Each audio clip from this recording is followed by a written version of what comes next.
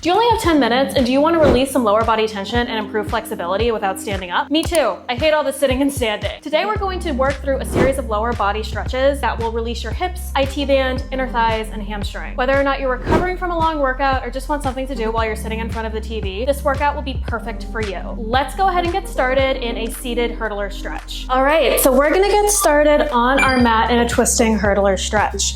So I'm gonna stick my right leg out to the side. I'm gonna keep my left leg at this 45-degree angle. And I'm gonna take my left arm and I'm going to push it up and over to my right foot. Now, a big theme of this workout, since we're going to be doing this entire thing seated, is I want you to watch what your sitting bones are doing. If they are not directly plastered to the mat, I want you to double up your mat and force them down into it. With a lot of these seated stretches, some people can't tell if they're doing it correctly or they may feel it in the wrong part of their body.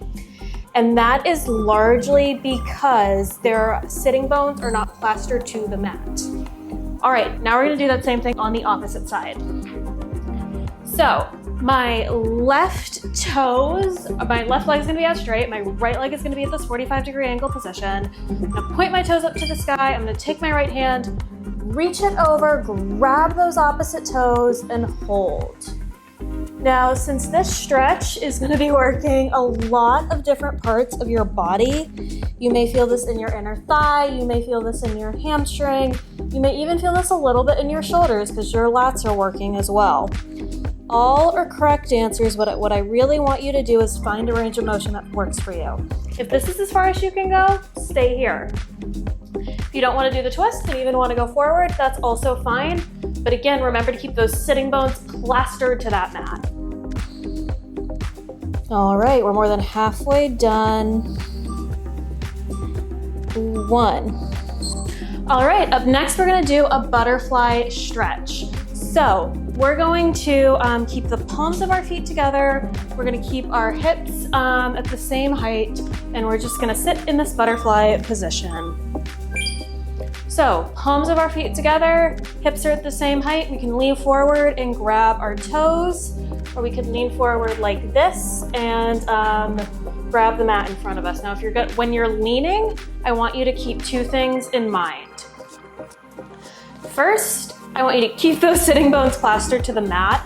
And second, I want you to hinge from your hips. So your lean isn't coming from your shoulders. You want to keep those shoulders down, your back, and together. It's coming from your hips to really make sure we're getting into those hips rather than that lower back, rather than our shoulders, rather than another part of your body. Your range of motion might also be all the way up here. That's okay. That's totally fine. I want you to work through a range of motion that works for you. All right, next we're going to do a seated twist. So, like I've said a lot at this point, our sitting bones are pinned to our mat, and I'm gonna take my left foot, I'm going to twist it across my body. I'm gonna keep my left palm, or left tips of my fingers right behind me. I'm going to take my right arm and twist it across my body as far as I can. Now, while I'm in this position, I'm gonna try to keep my left foot and my left toes on the ground, and I'm gonna try to imagine someone's pulling me up through a wire in my head. I'm not gonna let myself like this and be really hunched over. I'm really gonna try to open through my shoulders. Now, opening through my shoulders is something that is very difficult for me. So the most difficult part of this isn't just like putting my foot on the mat, it's making sure I'm staying in that upright position. All right, next we're gonna do that same stretch on the opposite side.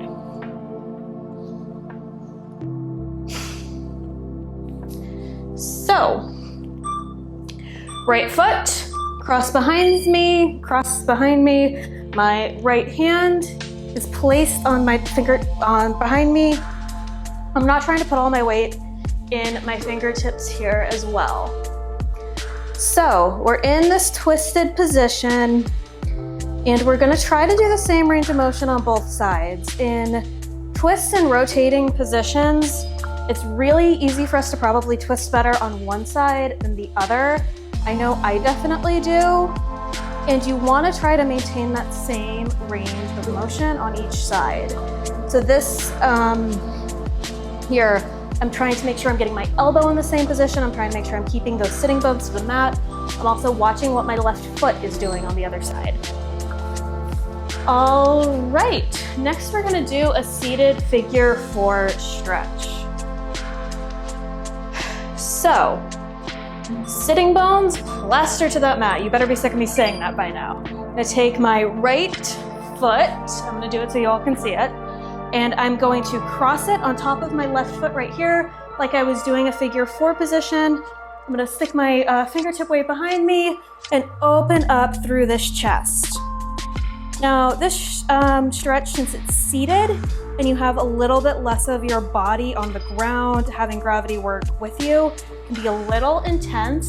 If you wanna do a figure 4 stretch on your back instead, totally fine, but the theme was just to do this all sitting. So we're gonna try the seated variation today. One variation isn't necessarily better or worse than the other. But sometimes it can be good to work your body through a slightly different range of motion. So you can put it through new challenges and try not to plateau. But again, one isn't better or worse. If you wanna do this lying down, all the more power to you. So we're gonna do that same thing on that opposite side. My tailbone is pushed into the ground. I'm gonna keep my feet on the ground. I'm going to get my left foot in the figure 4 position. And I'm gonna take my hands and put my fingertip weight behind me to keep my chest proud.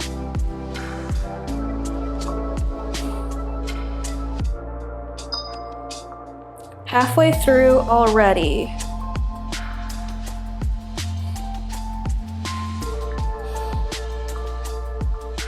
This feels difficult. Another thing you can also do is try it with your leg extended and just try to lean forward again from those hips.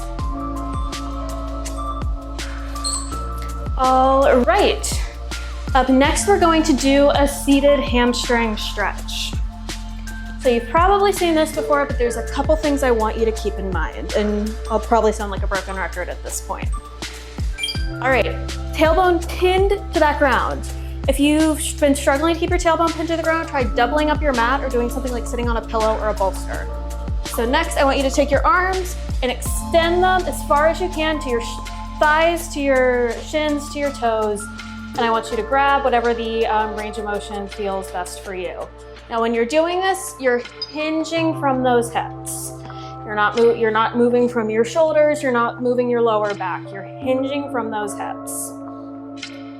Again, with range of motion, find what works best for you. There is no wrong answers if you can perform the stretch correctly here versus here. All right, now we're gonna do the same stretch, but now we're gonna point our big toes in towards each other. This is going to help target slightly different parts of your hamstring, calves, and IT band. So my big toes are pointed together like they're about to kiss, and I'm gonna reach forward and grab. So I feel this a lot in the outer part of my left calf, and right calf, I should say, and that might go up into your IT band as well. Now your calves and your hamstrings have multiple points of origin and insertion, and there's more than one muscle, so sometimes you want to play around with variations of these stretches to make sure you're getting some of those muscles on the inside and outside instead of just the one in the center like we did with our prior hamstring stretch.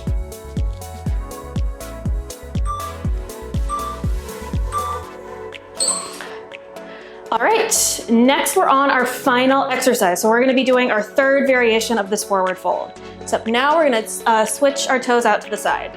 Like they were on a date, but they decided they didn't like each other and they were gonna go their separate ways. All right, hinge from those hips forward, and I'm gonna grab my toes pointed out to the other side. Again, we're hitting our hamstrings, our calves, our IT band at a slightly different angle here as well. And another thing you can do to modify the stretch is to bend your knees. That might help give you some more range of motion. So doing it like this, as long as you are not working your tailbones pinned to the ground and you're hinging from your hips, is a perfectly fine way to do this. All All right, we are in our last 10 seconds.